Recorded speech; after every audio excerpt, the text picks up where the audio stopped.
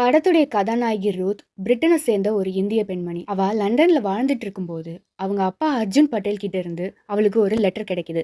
ஆக்சுவலா ரூத் சின்ன வயசா இருக்கும்போது அர்ஜுன் பட்டேல் தன்னுடைய மனைவி மற்றும் குழந்தைகளை விட்டுட்டு இந்தியாவுக்கு வந்துடுறாரு. லெட்டர்ல அர்ஜுன் பட்டேல் தன்னோட மகளான ரூத்தை ரொம்ப மிஸ் பண்றதாகவும் அவளை பாக்குறதுக்கான வாய்ப்புக்காக ரொம்ப நாளா ஏங்கிட்டு இருக்கிறதாகவும் எழுதியிருக்காரு. அப்பாவோட அரவணைப்பு இல்லாம வளர்ந்த ரூத் லெட்டரை மட்டுமே ஒரு அடிப்படையா வச்சு இந்தியாவுக்கு வந்து அவங்க அப்பாவை தேட ஆரம்பிக்கிறா.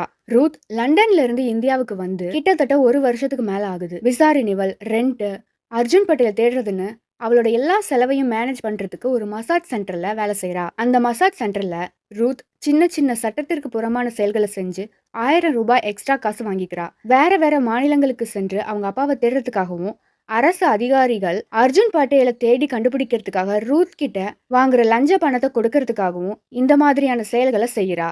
அப்படி ஒரு நாள் மசாஜ் சென்டர்ல லின் அப்படின்னு ஒருத்தர் ரூத் கிட்ட மசாஜ் பண்ணிக்கிறாரு. அவர் ரூத்தோட டெய்லி கஸ்டமர். ரூத் லின் கிட்ட அனுமதி வாங்கிட்டு சட்டத்திற்கு புறமான செயலை செஞ்சு 1000 ரூபாய் வாங்கிக்கிறா. இதுக்கிடையில திவாகர்னு ஒருத்தர் ரூத் கிட்ட ரொம்ப ஜெனியூனாவும் அக்கறையாவும் பேசுறாரு. ரூத் திவாகர் கிட்ட தன்னோட அப்பா பாண்டிச்சேரியில இல்ல, கோவால தான் இருக்காருங்கிறத கண்டுபிடிக்கவே எனக்கு 8 மாசம் ஆயிடுச்சு. அர்ஜுன் பட்டேலை தேடி கோவால 5 மாசம் இருந்ததாகவும் இப்ப அவரை தேடி பூனேக்கு வந்திருக்கிறதாகவும் சொல்றா.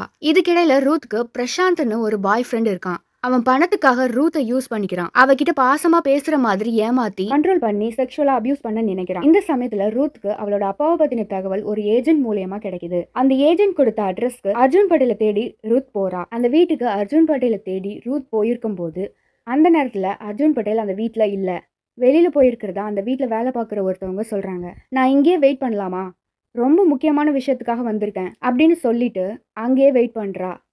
அங்க வெயிட் பண்ணிட்டு இருக்கும்போது அந்த வீட்டுக்குள்ள இருக்கிற ஒரு பாக்ஸ்குள்ள ரூத்தோட எல்லா போட்டோவுமே இருக்கு. அதாவது அவ டெய்லி ஆட்டோல போறது, மசாஜ் சென்டருக்கு வர்றது, திரும்பி வீட்டுக்கு போறது, அப்படி எல்லா இடத்துக்குமே அந்த ஆளு ரூத்தை போட்டோ எடுத்து ஃபாலோ பண்ணிருக்கிற விஷயத்த ரூத் தெரிஞ்சுக்கிறா. அது மட்டும் இல்லாம ரூத் அந்த பாக்ஸ்குள்ள வேற எதையோ பார்த்துட்டு ரொம்ப ஷாக் ஆகி அந்த இடத்த விட்டு ஓடி அவளோட ஃப்ரெண்டு வீட்டுல போய் தங்குறா. இது ஏன்னா ரூத்தோட வீட்டுக்கு போனா அந்த ஆளு அவளை மறுபடியும் ஃபாலோ பண்ணுவான்றதுக்காக ரூத்தோட ஃப்ரெண்டு வீட்டுக்கு போய் தங்கிக்கிறா. கொஞ்ச நாள் கழிச்சு மசாஜ் சென்டர்ல திவாகர் ரூத் சட்டத்திற்கு புறம்பான செயல்களை செய்யறத கண்டுபிடிச்சிட்டு ரூத் மேல ரொம்ப அக்கறையா ஆரம்பிக்கிறாரு. ஒரு 1000 ரூபாய்க்காக நீ இந்த மாதிரி வேலைகளை செய்யறியா அப்படின்னு கேக்குறாரு. கோவமா அந்த இடத்த விட்டு கிளம்பிடுறாரு. நெக்ஸ்ட் டே ரூத்தோட ரெகுலர் கஸ்டமரான லின் வராரு. அந்த லின் கிட்ட ரூத் பேச ஆரம்பிக்கிறா. நீங்க தான் என்னோட லாயலான கஸ்டமர், நீங்க ஒரு நாள் கூட இங்க வராம இருந்ததே கிடையாது, எதுக்காக இங்க டெய்லி வரீங்கன்னு தெரிஞ்சுக்கலாமா, உங்களுக்கு கேர்ள் ஃப்ரெண்ட் இல்லையா அப்படின்னு கேக்குறா.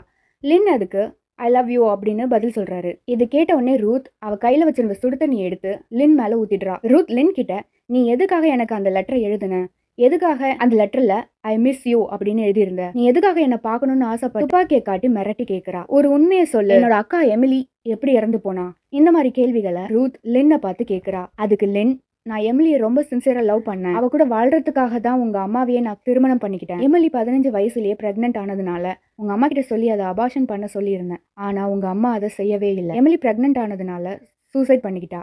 உன்னை பார்த்ததும் எனக்கு எமிலி பாக்குற மாதிரி இருக்கு, நான் உன்னை லவ் பண்றேன்னு சொல்றான். இதை கேட்டு கோவமான அவனை இங்க இருந்து போயிடுன்னு மனசு உடஞ்சு போய் பேசுறா. ரூத் தனக்கு யாருமே வேண்டான்னு லண்டனுக்கே திரும்பி போயிடுறா. ரூத்தோட பாய் ஃப்ரெண்ட் அவ போற டாக்ஸி பின்னாடியே ஓடுறான்.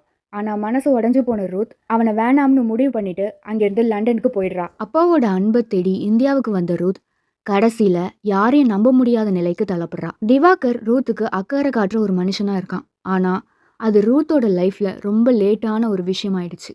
பிரசாந்த் காதலன் மாதிரி இருந்தாலும் ஆனா அவனுக்கு ரூத் ஒரு தான் பயன்படுத்திக்கிற ஒரு பொருள் தான். இப்படி எல்லார்கிட்டையும் ஏமாந்த ரூத் கடைசியில ஒரு முக்கியமான விஷயத்த புரிஞ்சுக்கிறா. நம்பிக்கை வச்சது எல்லாமே உண்மை ஆகாது, ஆனா நம்ம நாமே காப்பாத்திக்கிற தைரியம் தான் முக்கியம். உங்களுக்கு இந்த எக்ஸ்பிளனேஷன் பிடிச்சிருந்தா லைக் பண்ணுங்க, ஷேர் பண்ணுங்க. இன்னும் இப்படிப்பட்ட கதைகளுக்கு சப்ஸ்கிரைப் பண்ண மறக்காதீங்க மக்களே. தேங்க்யூ.